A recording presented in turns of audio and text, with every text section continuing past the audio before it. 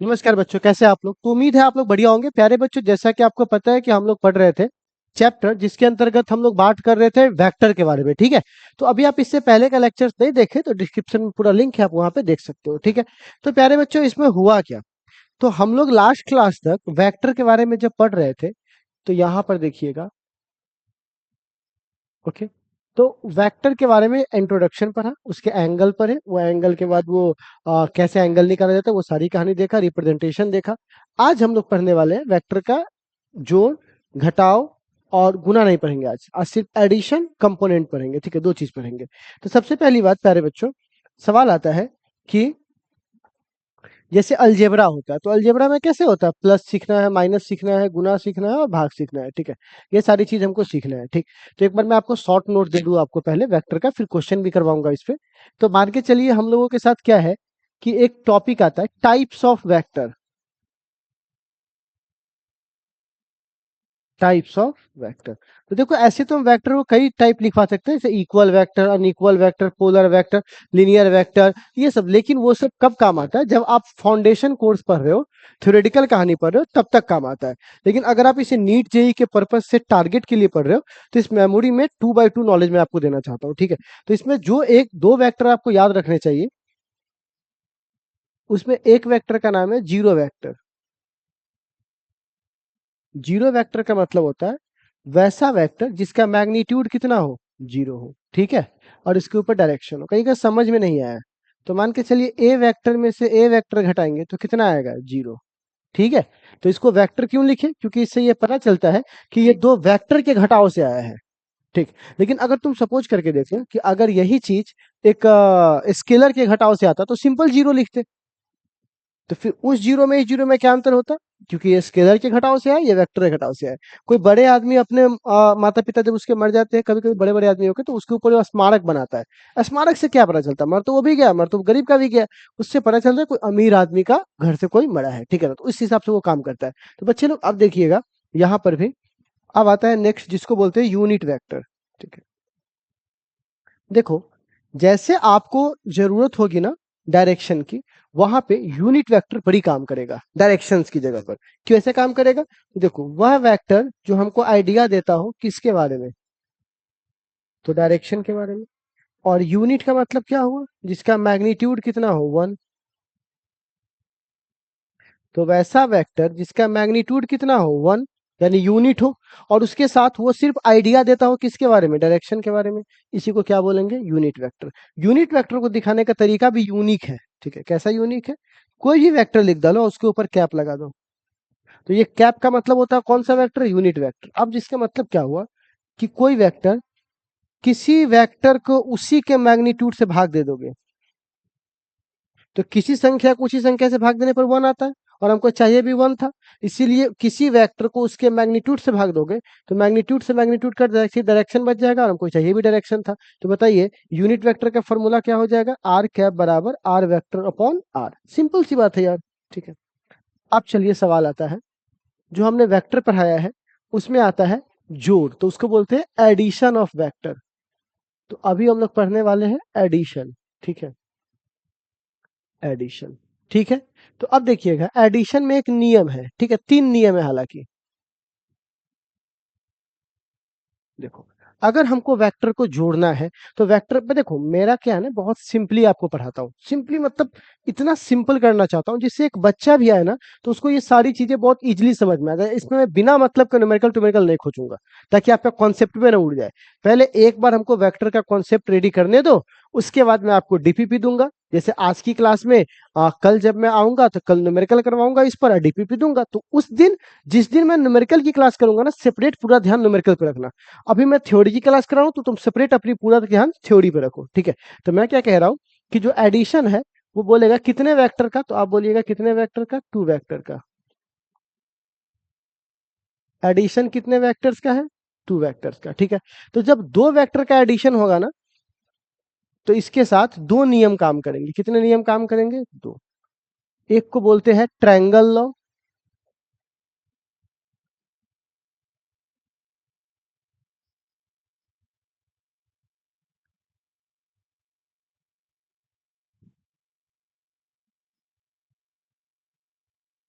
Triangle law और parallelogram law, ठीक है। अब अगर कितनों को जोड़ना है, दो। अगर दो से अधिक को जोड़ना है, मोर देन टू, तो उसको बोलते हैं पॉलीगन लॉ।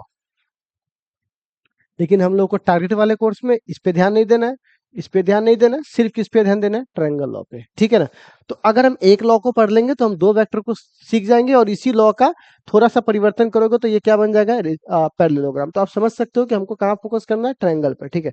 तो हमारे पास एक टर्म है जिसको हम लोग बोलते हैं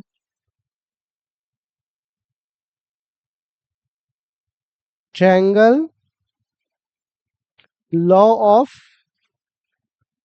vector addition. Triangle law of vector addition, ठीक है। तो ये क्या होता है triangle law of vector addition, ठीक है। तो चलिए इसको ध्यान से समझिएगा प्यारे बच्चों। मैं एकदम सिंपली और साधारण तरीके से आपको समझा देता हूँ। मान लीजिए कि कोई एक वेक्टर है, कोई एक आदमी है, इस ए पॉइंट से गया बी पॉइंट पर, चलिए ठीक है, और बी पॉइंट से गया सी पॉइंट पर, ठीक है, ध्यान से सुनिएगा। तो एक आदमी ए से कहां चला, बी, बी से कहां चला, सी। तो अब बताइए क्या कोई एक रास्ता था जिससे सीधा वो ए से सी पहुंच सकता था? तो आप कहिएगा एग्जैक्टली सर ये रास्ता था। हाँ, ओके। अच्छा, अब देखिएगा नीट वगैरह में देखते हैं, नीट में क्वेश्चन क्या करता है, ऐसा कर देता है क्योंकि उसके पिक्चर को ही आपको बोलेगा अरेंज करने के लिए। तो मैं आपको इसीलिए थोड़ा सा इसका डीप बताता हूँ। क्या है कि कहता है इस तीन ट्रायंगल लॉ में से तीन साइड्स ट्रायंगल के हैं, ठीक है, इसमें से ये दो साइड सेम ऑर्डर में है, सेम ऑर्डर में। कहिएगा समझ नहीं आया, सेम ऑर्डर, सेम ऑर्डर क्या होता है? जैसे एक कोई जानवर जा रहा है, तो उसके आगे का सिंग है और पीछे टेल पूंछ है। फिर एक दूसरा जानवर है, उसका सर उसके पूंछ के पास है और उसका पूंछ फिर पीछे है। फिर तीसरे का सर उसके पैर के उसके पूंछ के पास है। तो कहने का मतलब अगर इस क्रम में कोई है तो बोलते हैं बैल सब एक लाइन में जा रहा है, ठीक। तो आप बताइए, इसके पूंछ इसके सर के पास इसका पूंछ है तो मतलब ये एक क्रम में आगे बढ़ रहा है। अच्छा, और इसमें देखिए इसका सर सर टकरा गया तो ये अपोजिट ऑर्डर में हुआ। कौन सा ऑर्डर? Opposite order. कहिएगा नहीं समझे।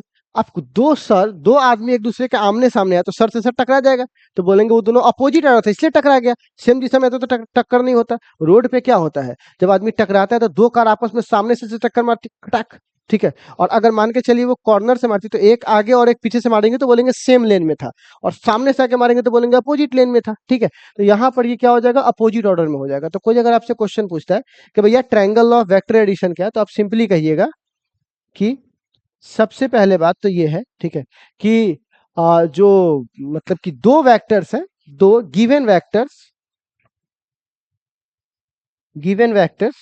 ठीक है ना, किस में होने चाहिए, सेम ऑर्डर में, ठीक है। और जो रिजल्टेंट वेक्टर है, रिजल्टेंट वेक्टर वो किस में होने चाहिए, अपोजिट ऑर्डर में, ठीक है, ठीक है। अगर आप इस गेम को समझ गए, इसी को हम लोग क्या बोलते हैं, ट्रायंगल ऑफ वेक्टर एडिशन। एक सवाल है कि सर इसमें एंगल कैसे निकालेंगे? तो देखो आपको पता है ना कि एंगल निकालने के लिए कल ही बताए थे, हेड हेड का या टेल टेल का एक जगह पे होना जरूरी है। तो क्या बताइए, इसका हेड टेल एक जगह पे है नहीं, इसका हेड पे इसका टेल है, तो सही तरीका क्या है, इसको आगे बढ़ा दीजिए। तो आगे बढ़ाएगा तो टेल टेल एक जगह पर, तो ये क्या हो जाएगा, थीटा। ये क्या हो जाएगा, थीटा। मतलब कि अब ये ए वेक्टर जो आगे बढ़ा तो इसका जो टेल टेल एक जगह पे हो गया, ठीक है। अच्छा एक बात बताइए, अब क्या करना है, हमको इसका रिजल्टेंट चाहिए। तो आपको नहीं लग रहा है कि इसको अगर मैं ऐसे लिख दूंगा, तो एक बात बताओ, कोई आदमी ए से बी गया और बी से सी गया, तो ये उसका रिजल्ट हुआ। अच्छा, कोई आदमी ए से डी गया और डी से सी गया, तब भी तो उसका यही रिजल्ट ना हुआ, क्योंकि ये लाइन तो यहां से यहां देख रहा है और यहां से यहां इस सबका सेम है। तो कहने का मतलब अगर मैं इस ऐसा करने से हमको फायदा क्या मिलेगा, राइट एंगल ट्रेंगल बन जाएगा। और राइट एंगल ट्रेंगल बनने से आपको क्या फायदा मिलेगा कि हम लोग 9th 10th क्लास में पढ़े हुए हैं कि राइट एंगल ट्रेंगल का कर्ण यानी कि हाइपोटेनस कैसे निकाला जाए। इसी का जब हाइपोटेनस आप निकालिएगा, ठीक है, तो ये आपको आ जाएगा आर वेक्टर बराबर लिख सकते हैं ए वेक्टर प्लस बी वेक्टर, ये इसका वेक्टर हुआ, ठीक।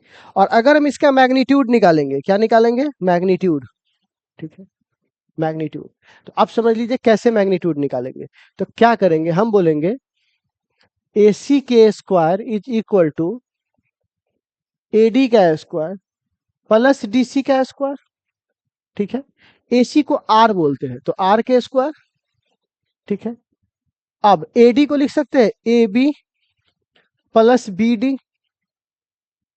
प्लस DC का स्क्वायर। देखिए तो ठीक है। अब चलिए, तो हमको 2 मिनट का समय दीजिए, थोड़ा सा मैं चाय पी लूं। ठीक है, आप भी थोड़ा चाय पी लो। आप लोग के पास तो ऑप्शन है ना वीडियो भगाने का, भगा देना 2 मिनट आगे।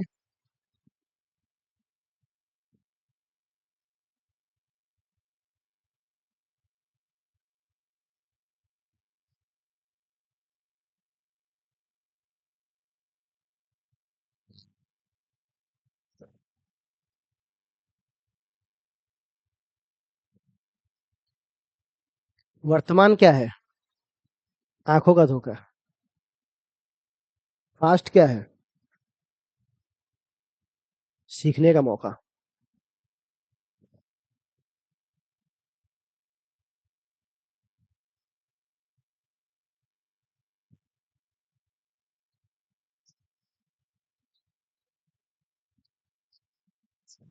हम्म।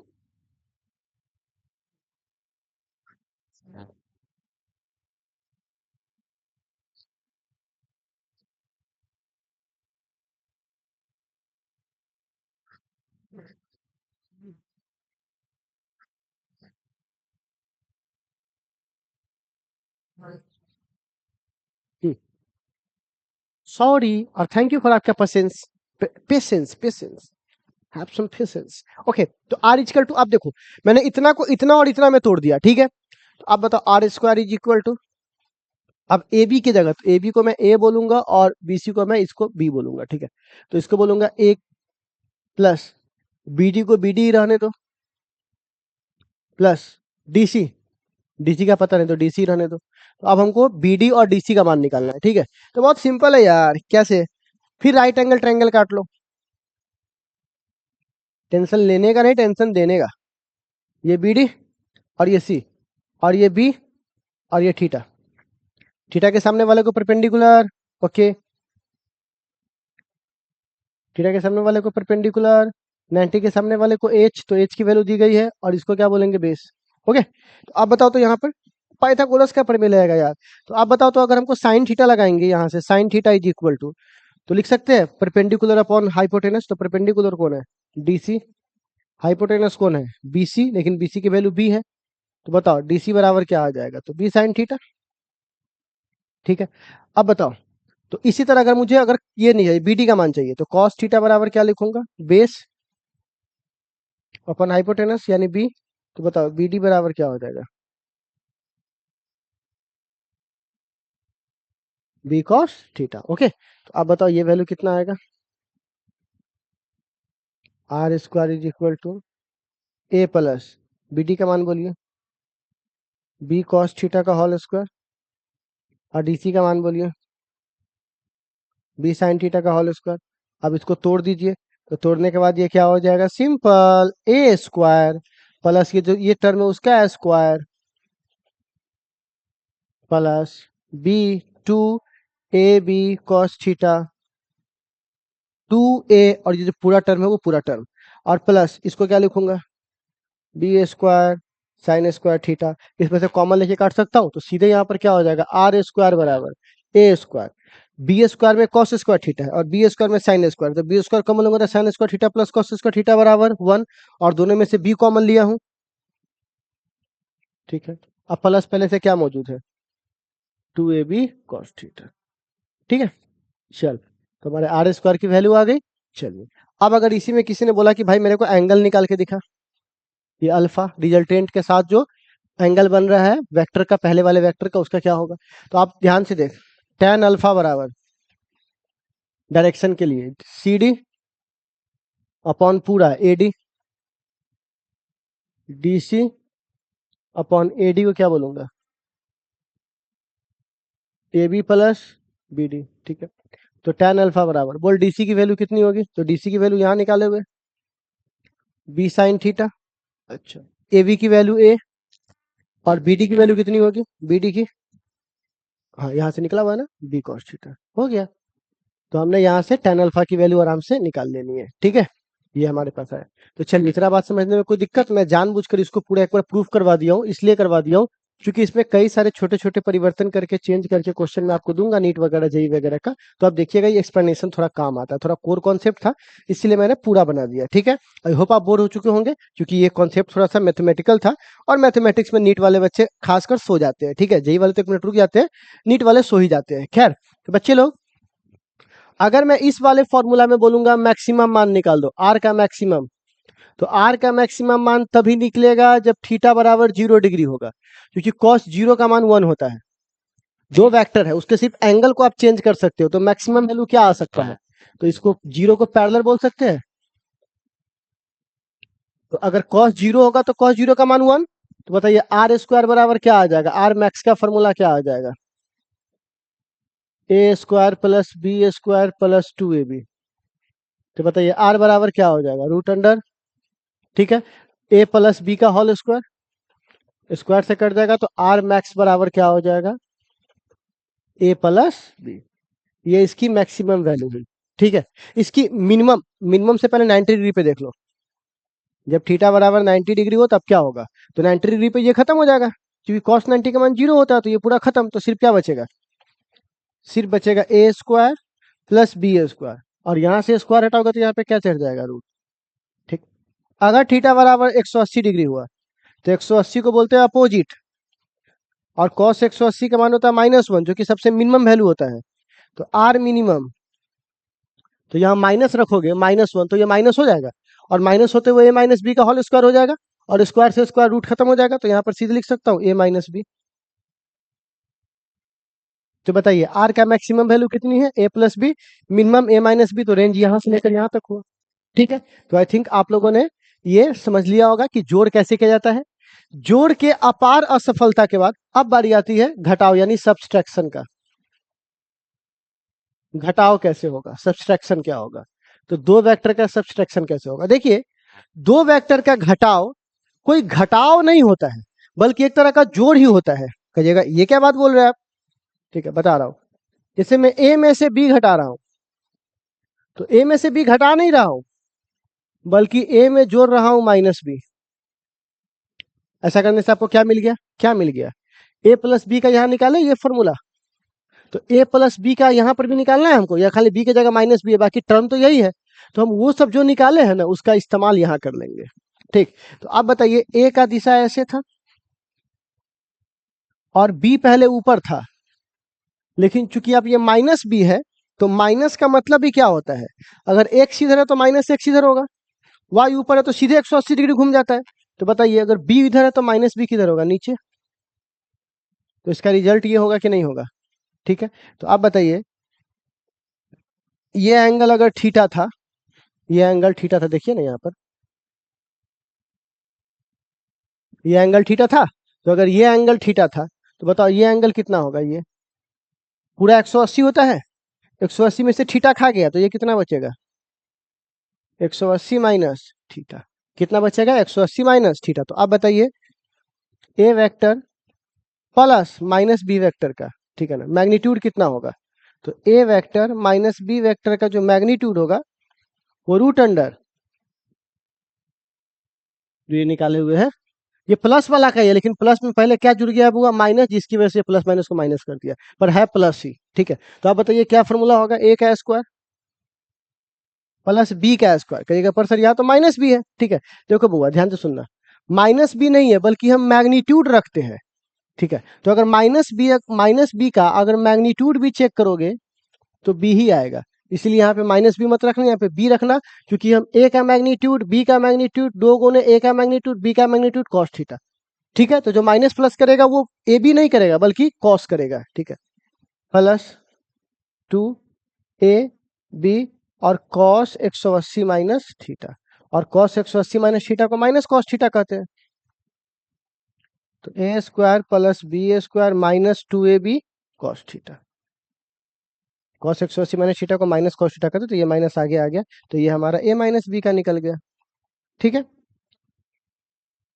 तो हमने प्लस का भी निकाल दिया, हमने माइनस का भी निकाल दिया, तो हमने जोड़ भी सीख लिया, हमने घटाव भी सीख लिया। ठीक है, अब एक छोटा सा टर्म है बच्चों, वो सीख लीजिए, तो हमारा ये आज का लेक्चर क्या हो जाएगा, न्यूमेरिकल के लिए कंप्लीट हो जाएगा, और हमारे वेक्टर का ये चैप्टर खत्म हो जाएगा। और कल हम लोग सिर्फ प्रोडक्ट पढ़ेंगे, गुना पढ़ करके, और हम लोग क्या करेंगे, इस चैप्टर को द एंड करके फिर हम लोग आगे बढ़ेंगे। ठीक है ना, शॉर्ट में लिए इतना काफी है प्यारे बच्चों। चलिए शॉर्ट नोट्स।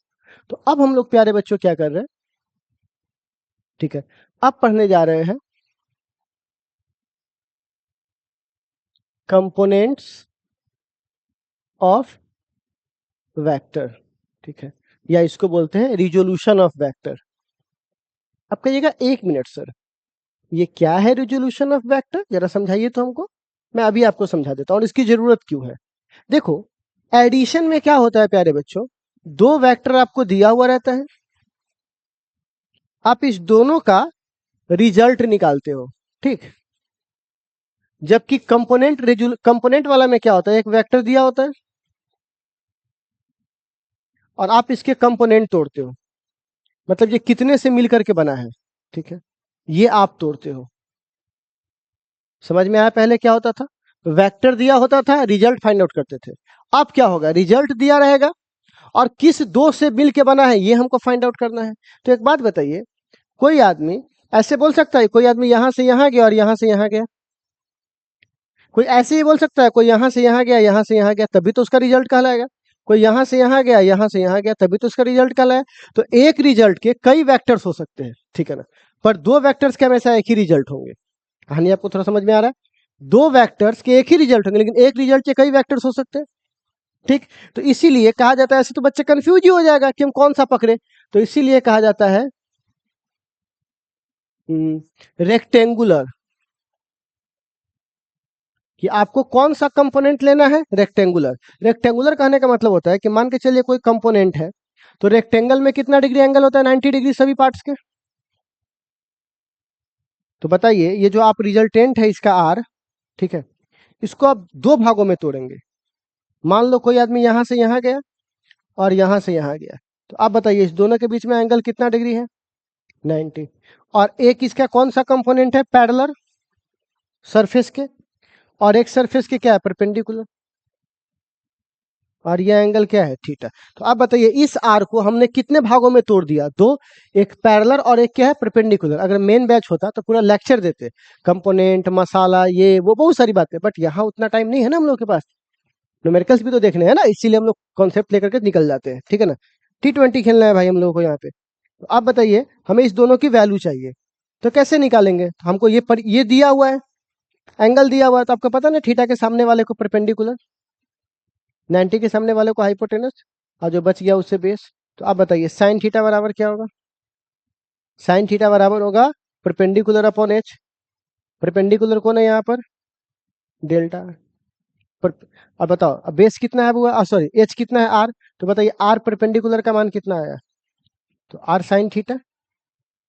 ओके, अभी भी यहाँ पे तो निकाले ही थे वहां पर। अच्छा, और इसमें कितना होगा, अगर मैं कॉस देखूं तो कॉस थीटा बराबर आर पैरेलल बट्टे आर, यानी बेस अपॉन हाइपोटेनस। तो बताइए आर पैरेलल बराबर क्या आ जाएगा, आर कॉस थीटा। आज के बाद कंपोनेंट तोड़ना सीख गए, कि अगर कोई कंपोनेंट है, अगर कोई वेक्टर है, अगर मान के चलिए 10 है और ये 30 डिग्री है, हमको बताना है कि ये 10 न्यूटन का दो भाग में क्या वैल्यू बटेगा, एक्स में और वाई में। तो सबसे पहले आर परपेंडिकुलर पैरेलल निकालना है, अब फिर आर परपेंडिकुलर। पैरेलल का मान कितना हो गया, हो गया। तो चलिए अब यहाँ पे आर पैरेलल का मान कितना हो गया, तो आर पैरेलल का मान हो जाएगा आर पैरेलल का, आर यहाँ पर कॉस थीटा, आर के जगह पे 10 और कॉस 30 डिग्री, तो कॉस 30 का मान √3/2, तो 5√3 आ जाएगा इसका मान। इसमें देखो आर साइन थीटा, तो आर की वैल्यू कितनी है 10, और साइन 30 का मान कितना होगा 1/2 यानी 5। तो एक्स ये इस एक्सिस में खुद का कंट्रीब्यूशन कितना दे रहा है 5√3 और इस एक्सिस में कितना दे रहा है 5। तो ये आपको इससे पता चल गया। तो यही होता है कंपोनेंट को तोड़ने की पावर। अब ये सारी बातें मैंने आपको बता दी है। कल हम लोग क्या करेंगे, इस पे न्यूमेरिकल्स बनाएंगे, डीपीपी बनाएंगे और डीपीपी बनाने के बाद हम लोग क्या करेंगे, उस पे बहुत सारे क्वेश्चंस को प्रैक्टिस करेंगे। ठीक है, तो आज के लिए बस इतना ही। आप लोग उसको जाकर एक बार वापस वेक्टर को पूरा प्रैक्टिस कर लीजिए, फिर हम लोग कल जो इस पे क्वेश्चंस बनाएंगे तो और ज्यादा क्लियर हो जाएगा। ठीक है ना, तो चलिए बाय बाय, टेक केयर, सब लोग अपना ख्याल रखिए।